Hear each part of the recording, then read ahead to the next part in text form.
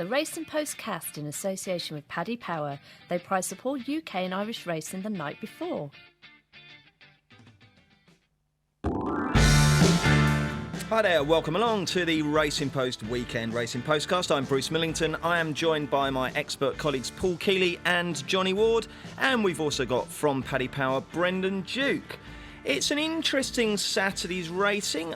We would be lying if we said it's the highest quality. In fact, it's possibly one of the very worst if you're looking for quality. But there are competitive racing, plenty of decent horses knocking around, and hopefully some great bets to be had. So we're not going to be snobbish. We're going to dive straight in with the action at Haydock and Chester, but not before we've had a little look back at the meeting, which, if it was staged on Saturday, would arguably be the best of the lot. In fact, not even arguably, it would be the best lot. But it took place on Thursday evening, which I think most people agree is good. We like to spread it around.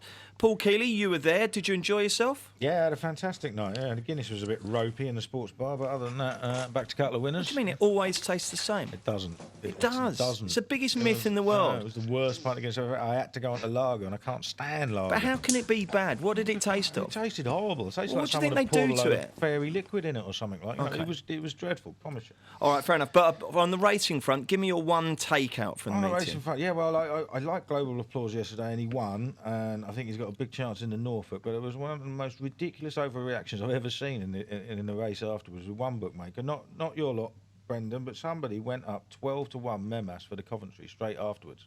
Now, that race yesterday was 5 furlongs. If the race had been 6 furlongs, he'd have won just as easily as he did at Newbury, because he was absolutely making ground hand over fist, and he'd have won easily. He didn't get the Golden Highway up the rail, He didn't get the Golden Highway up the rail. He got a little bit of trouble, and at 6 furlongs, he'd have won 4 lengths, and it'd have been 2-1 for the Coventry. Now, he shouldn't be 2-1 for Coventry because the race is going to have loads of runners in it from big stables. But even the now 6-1, I think he is by some way probably the best 6 furlong 2-year-old in Britain so far. So I think 6-1 is still fair. Okay, fair enough. Johnny Ward, did you watch the action from your lovely new L-shaped sofa?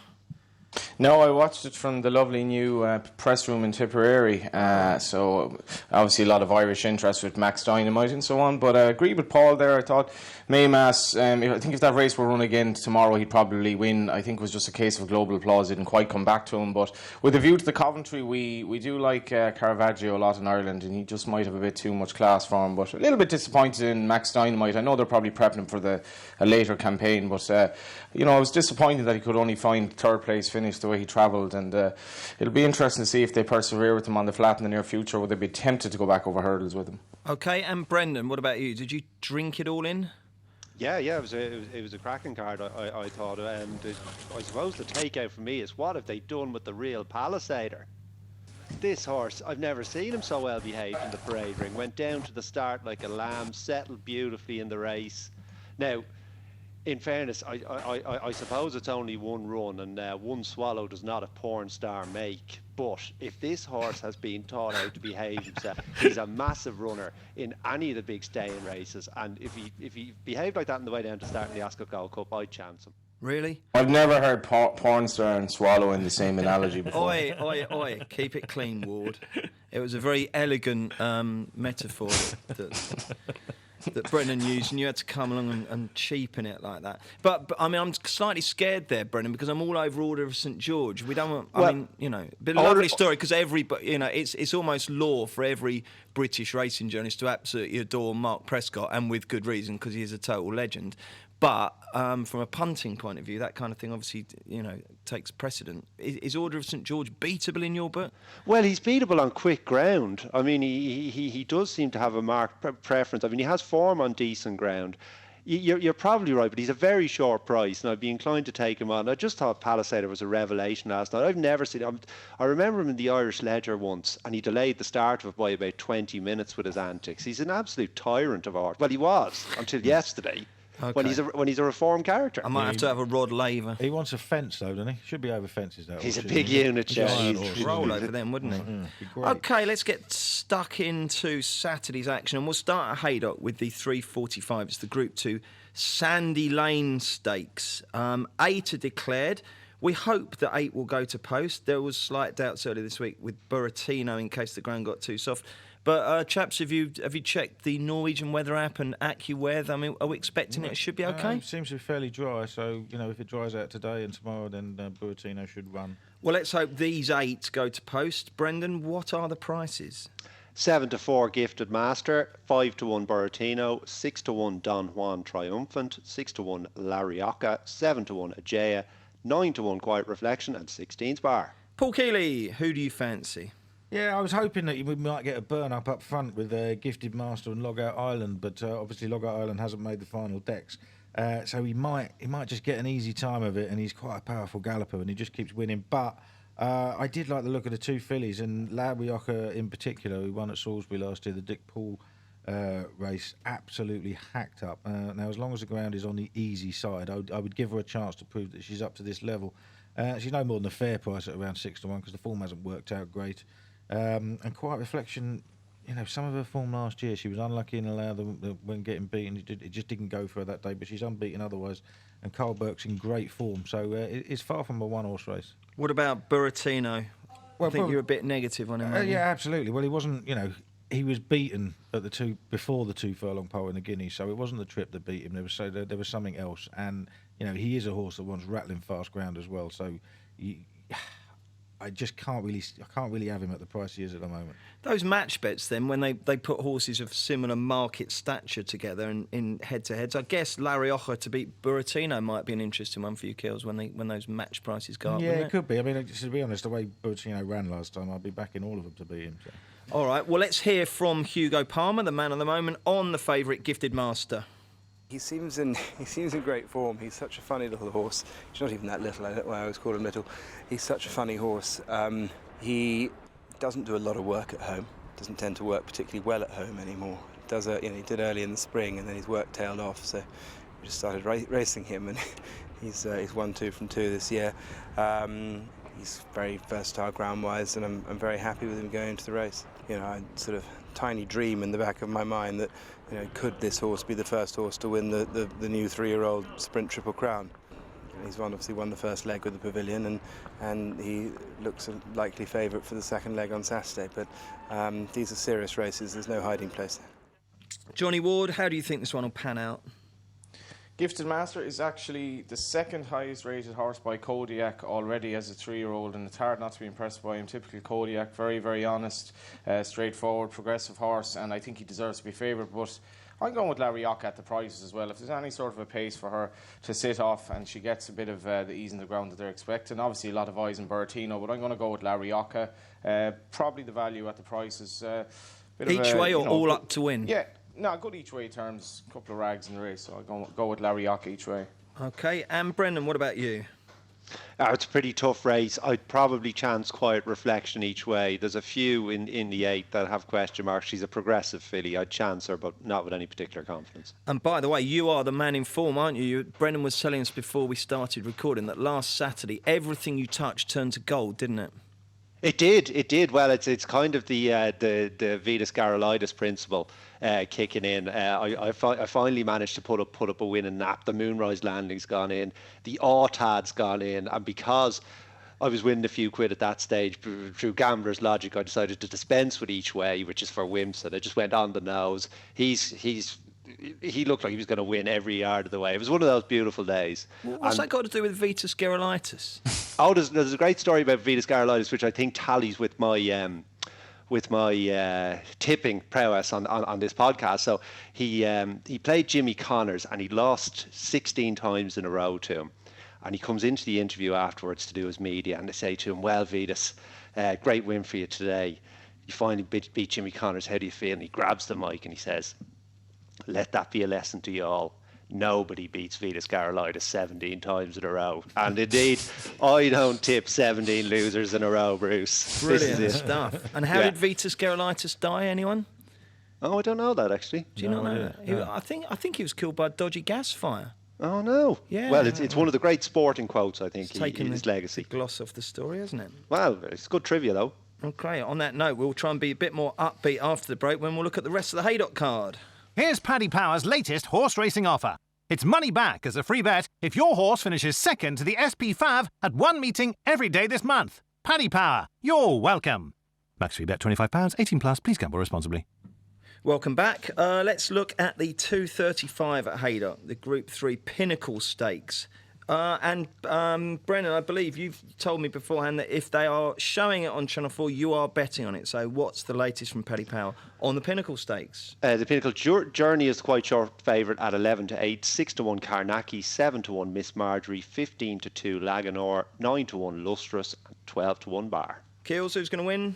Yeah, Journey. I don't really understand why she's 11-8. She's much the best filly in the race. She was a little bit below par on her return, but that was 10 furlongs. That was York on very fast ground first time out.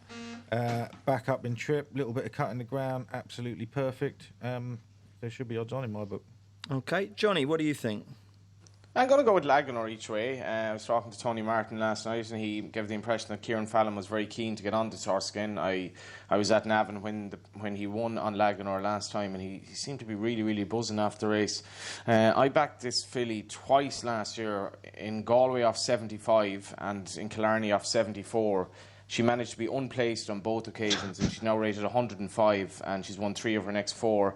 So anyway, that's punting for you. But I was really impressed with her at Navan, and stretching out to this trip could even bring about a little bit more improvement. She's been a marvellous servant for Tony Martin. Of course, he had bad news during the week with Jigginstown taking their horse away, but I think she's going to go well. I think she could bridge the gaps that obviously doesn't need to be bridged at the ratings. Have you got a view on this one, Brendan? Not particularly. Journey does look rock solid. I mean, maybe I suppose she was beaten 5-4 Fav the last time, so that was disappointing. But up in trip, ground versatile. I'd give a little mention to the Mill Springs at a price. Not a lot of pace in this race. They'll probably want a decent pace for Journey to run it, but she's a progressive filly, strong stayer. If she got loose on the lead, could run a race at a price. Okay, the 310 is the John of Gaunt Stakes, which I always thought was the John of Gaunt Stakes, but it's actually John of Gaunt. And how do you bet on this one, Brendan? 3-1 Home of the Brave, 9-2 So Beloved, 11-2 Ade, 6-1 Convey, 13-2 Breton Rock, 9-1 Here Comes When, and 14 Bar. Oh, talking of Convey, Tom told me to back that. What did he tell me to back that for, Hunt Cup? Yeah, he'd be disappointed it's running here. He thinks it's got a stone in hand or something. Isn't that right? Yeah, I believe so. Yeah. Okay, and who was John of Gaunt? Anyone? Who wants to put their hand up for that one? Johnny Ward, do you know who John of Gaunt was? Johnny? Blimey, he's falling asleep. Well, while we get Johnny back, perhaps you can enlighten Sorry, us. lads, my connection just completely went there. Okay, no worries. Right, Brendan, John of Gaunt was? He was a big noise in the Middle Ages. Yeah. I think he might have been a saint, or maybe not. I thought he was a member of the House of Plantagenet. But anyway, that explains that. I always like to let people know what these races are derived from. More importantly, Kills, who's going to win the John of Gaunt? Yeah, the Fav. I think Home of the Brave is probably the only horse in here with genuine pretensions to Group 1 class. Probably get an easy-ish time of it on the lead. He was very, very impressive at Haydock last time.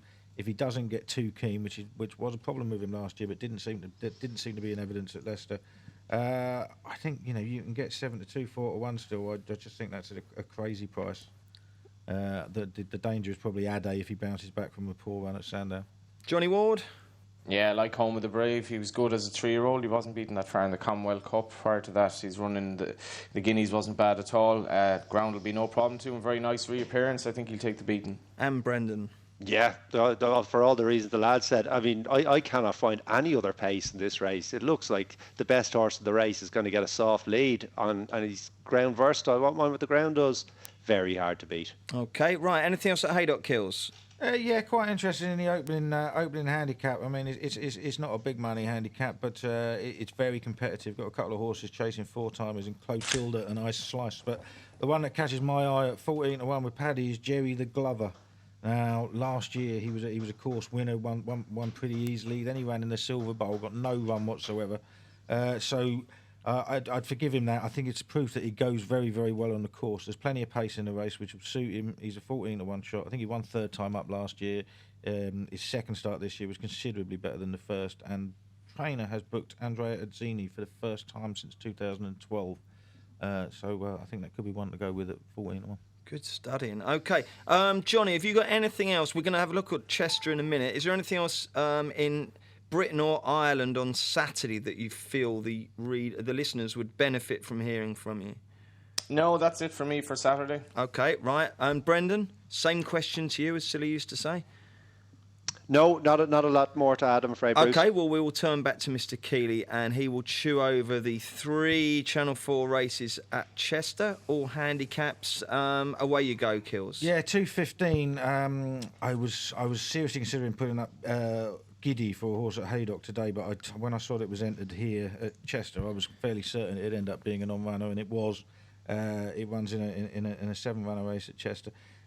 You don't want a horse called Giddy at Chester, do you? It's so tight there, it could be all over the place, couldn't it? Yeah, no, this filly of Richard Fahey's, he's decided to run her in this race despite being on a £2 higher mark tomorrow than she is today. But it's a smaller field and it's a much more valuable race. She was really well thought of last year. She won very, very easily on a debut and then just found a big field too much in a nursery first time. Came back this year, first start, just got touched off by a horse chasing a hat-trick. I thought that was a really good run. She'll come on for it, and I think she's probably quite a long way ahead of him. Okay, 250. Right, yeah, there's 2 horses I'm interested in here. Both of them have been out of form. The first one is Ocean Tempest. I don't know whether it's a record, but a couple of years ago, Ocean Tempest won a handicap over course and distance. Ocean Tempest is a record, yeah. It's by the Bee Gees. Yeah, very good song, yeah. That's something I would never have known.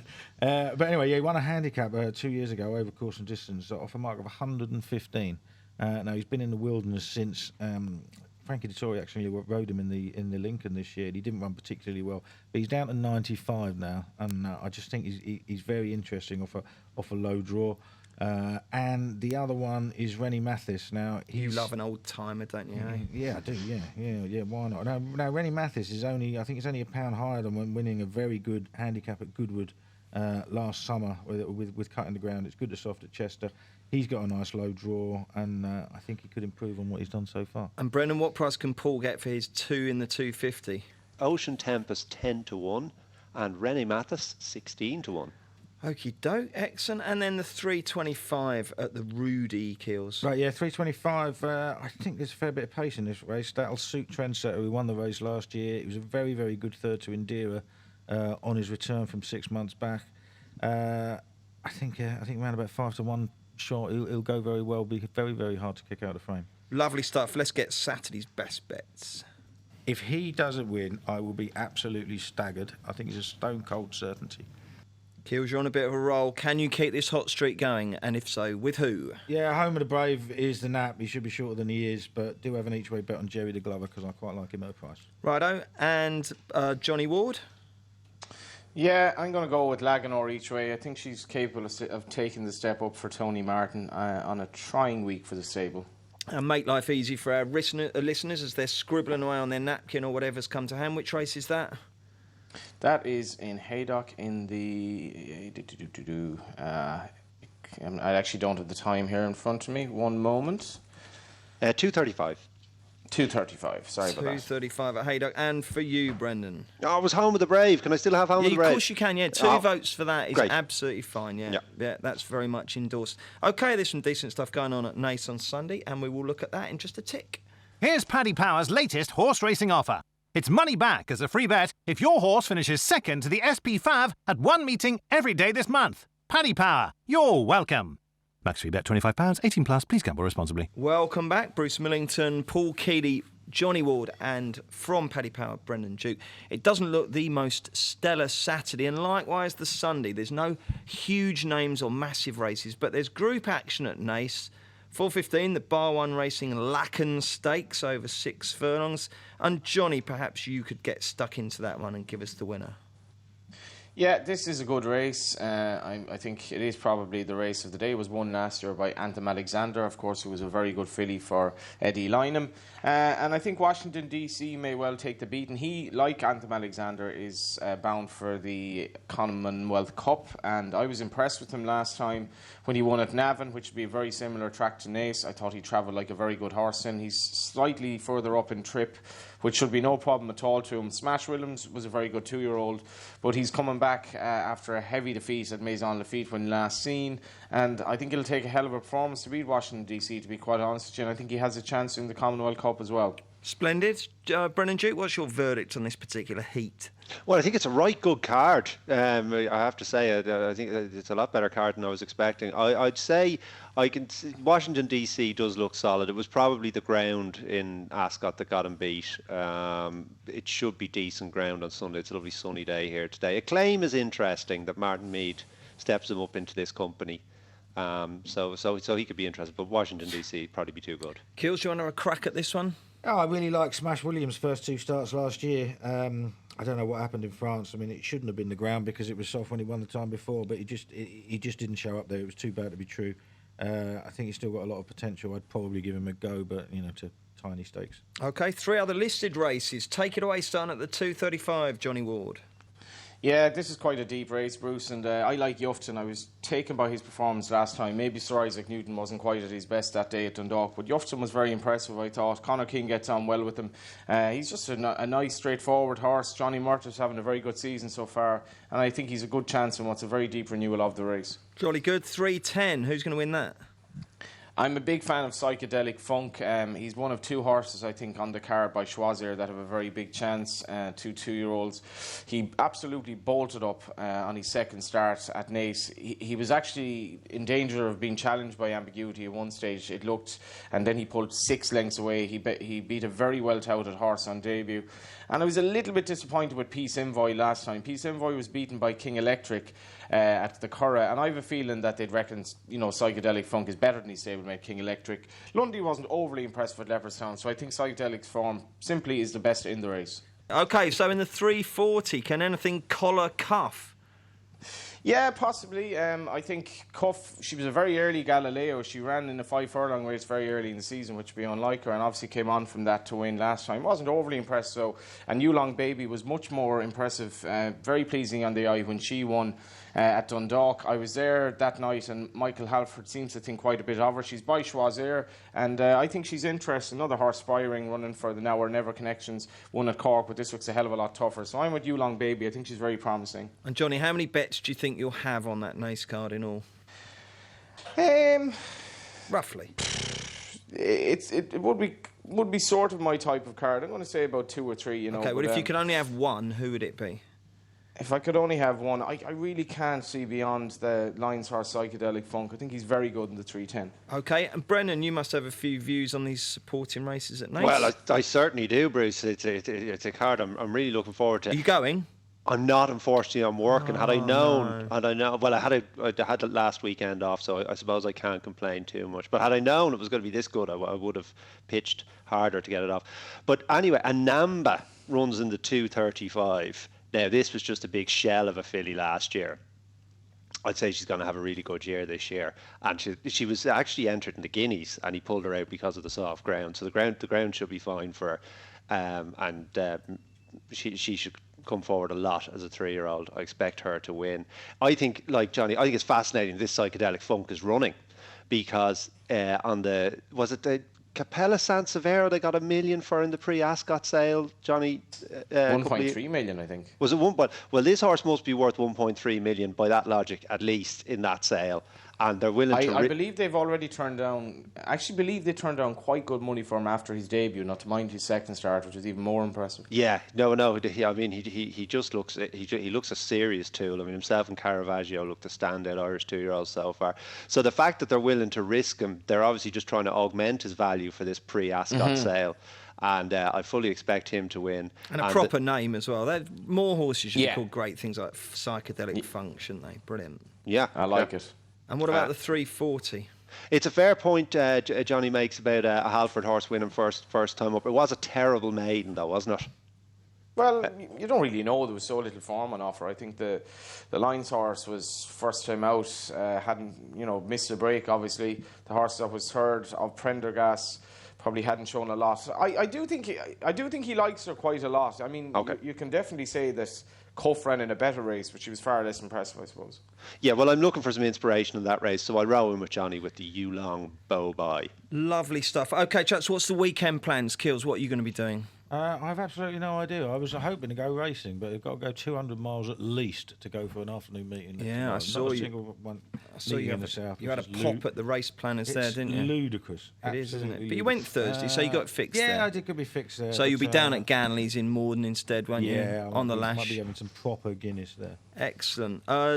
Can you have this different tasting Guinness thing, Brendan? I mean, I understand from Guinness drinkers that it doesn't travel well. right. Like a lot of horses way back. Yeah. Yes.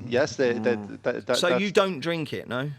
I don't drink it. I find it's a bit of a meal, isn't it? Yeah, but that's exactly what I say. It's richer than a Christmas meal and takes as long to prepare. I think it should be banned from being served until they learn how to get it out of the tap quicker, personally. Right. So what will you be doing then, Brendan?